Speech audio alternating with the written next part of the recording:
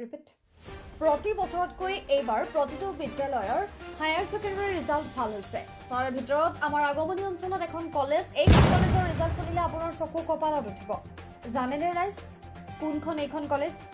এইখন কলেজৰ নাম হ'ল জেনিথ জুনিয়ৰ কলেজ আগমনী। এইখন কলেজ অৱস্থিত আগমনী কালদুৱা জিকে ৰোডৰ সন্মুখত। এই জেনিথ জুনিয়ৰ কলেজ আগমনী নামৰ বিদ্যালয়খনত 100% ৰিজাল্ট হৈছে।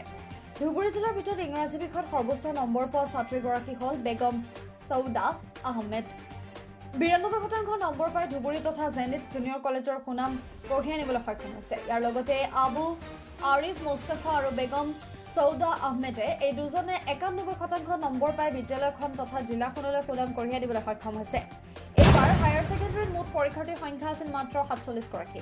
তাৰে প্ৰথম স্থান দখল কৰিছে 35 গৰাকী ছাত্ৰ ছাত্ৰীয়ে। তাৰে ভিতৰত দ্বিতীয় স্থান দখল কৰিছে 12 গৰাকী আৰু মুঠ লেটাৰৰ সংখ্যা 72টা। ডিষ্টিংশ্যন প্ৰাপ্ত ছাত্ৰ ছাত্ৰীৰ সংখ্যা হৈছে 5। এই ছাত্ৰ ছাত্ৰীসকলে টিউশ্যন অবিহনে ইমান ভাল ৰিজাল্ট কৰিবলৈ সক্ষম হৈছে কেৱল মাত্ৰ শিক্ষক শিক্ষয়িত্ৰী আৰু গাৰ্জিয়ান অভিভাৱকৰ কষ্টৰ ফলত। চলি আছে অহা 15 তাৰিখলৈকে চলিব এই নামভৰ্তি। ইচ্ছুক ছাত্ৰ ছাত্ৰীসকলে 8854161709 8796640494 নাইবা 8472832878 এই তিনিটা নম্বৰত শিক্ষাই যোগাযোগ কৰক। আগমনীৰ পৰা ৰাফিক আলু ৰিপৰ্ট, জনতাৰ খবৰ 24 লাইভ। তুমি আপনাৰ নাম জানাবো আপনাৰ? মোৰ নাম আৰিফ মুস্তাফা। আপনাৰ এবাৰ আইসেন ৰেজাল্ট কেনেকুৱা হৈছে? রেজাল্ট ভালো হয়েছে 91%। হ্যালো আপনার আপনি ইমান রেজাল্ট ভাল হওয়ার কারণটা কি বলো? কি কারণে রেজাল্ট যে ভালো? রেজাল্ট ভালো হওয়ার পর এখানে ভাল এখন কি পাইছো শিক্ষানুষ্ঠান পাইছো জেনিথ জুনিয়র কলেজ আগমনে। ইয়াৰ শিক্ষক শিক্ষয়িত্ৰী তথা বন্ধু বান্ধৱ সকলোৱে মোক বৰ বেছি সহায় কৰিছে, যাৰ বাবে আজি এই ৰেজাল্ট ভাল হোৱাৰ এটা মূল কাৰণ বুলি ক'ব পাৰোঁ। তাৰ উপৰি মই এখেতৰ পৰা বৰ বেছি সহায়, কিয়নো যেতিয়া মোৰ বয়স 3 বছৰ বয়স তেতিয়া মধ্যমতে ঢুকাইছিলে। সেই 3 বছৰ বয়সেৰ পৰে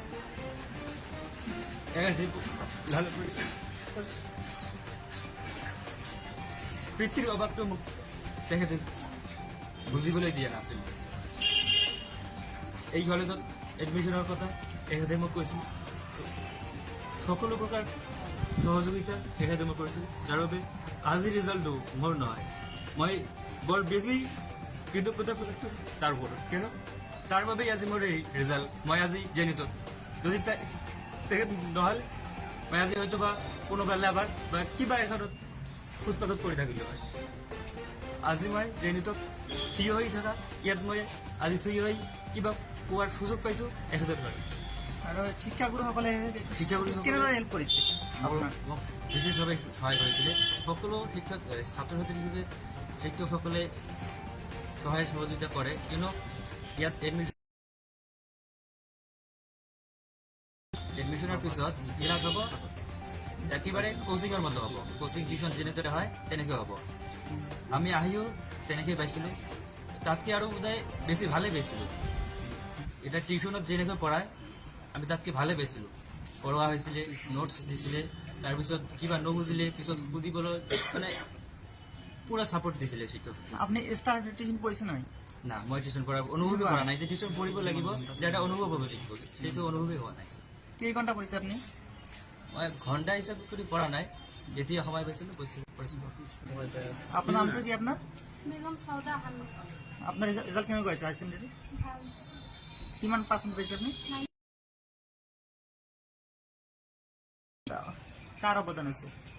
সৰ্বপ্ৰথমত মই মোৰ শিক্ষাগুৰুসকলক ধন্যবাদ জ্ঞাপন কৰিম। তাৰপিছত মই কাৰ আছে? পিতৃ মাতৃ আছে। আৰু আগন্তুক আপুনি কি হ'ব বিচাৰিব? আপুনি কি হ'ব খোজে? শিক্ষক হ'ব বিচাৰে নেকি? ইমান ভাল ৰেজাল্ট কৰিছে ছোৱালীৰ ল'ৰাই, আপুনি কি ক'ব ইয়াৰ বিষয়ে? প্ৰথমতে আমাৰ শিক্ষক কৰ্তৃপক্ষক বহুত ভাল লগা, শিক্ষক কৰ্তৃপক্ষৰ লগতে আমাকো বহুত ভাল লাগিছে। এই ৰিজাল্টৰ লগত আমি বহুত আনন্দিত হৈছোঁ। ইয়াৰ কাৰণ এইটোৱে যে আমাৰ ইয়াত থকা শিক্ষক কৰ্তৃপক্ষ বহুত কোঅৰ্ডিনেটিভ আৰু হেল্পফুল হয়। সেইকাৰণে আমাৰ দাদা বাইদেউ ইমান ভাল ৰিজাল্ট কৰিবলৈ পাইছে।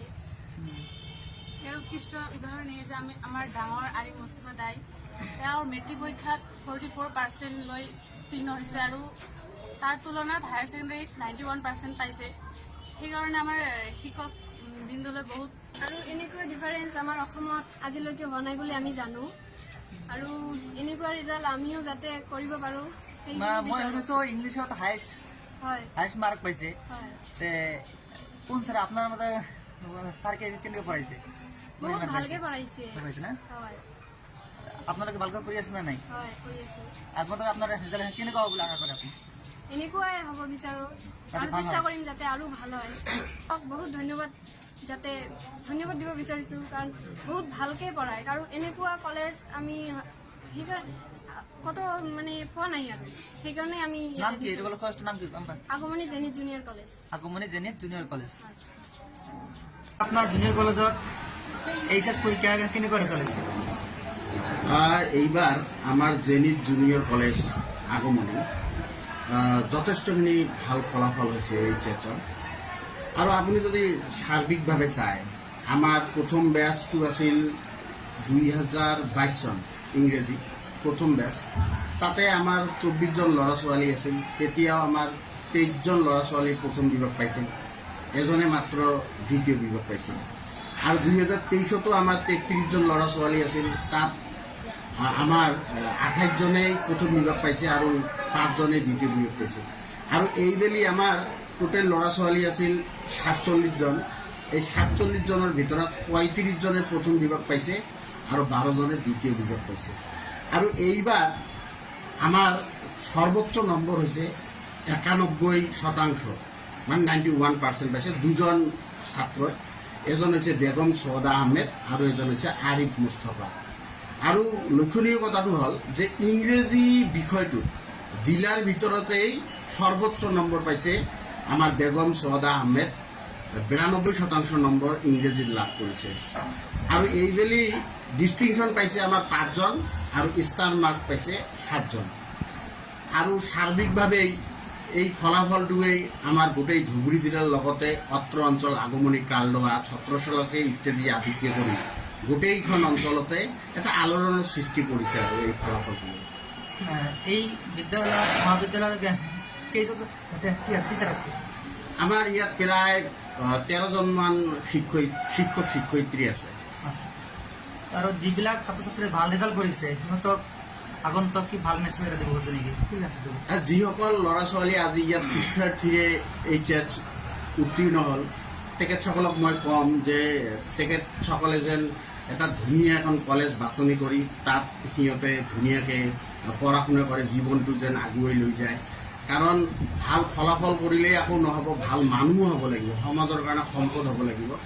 গতিকে প্ৰত্যেকজন ল'ৰা ছোৱালী যাতে অদূৰ ভৱিষ্যতে ভালদৰে শিক্ষিত হৈ উঠি সমাজৰ কাৰণে একোজনকৈ যে ডাঙৰ মানৱ সম্পদ হয় এই মই কামনা কৰিছোঁ।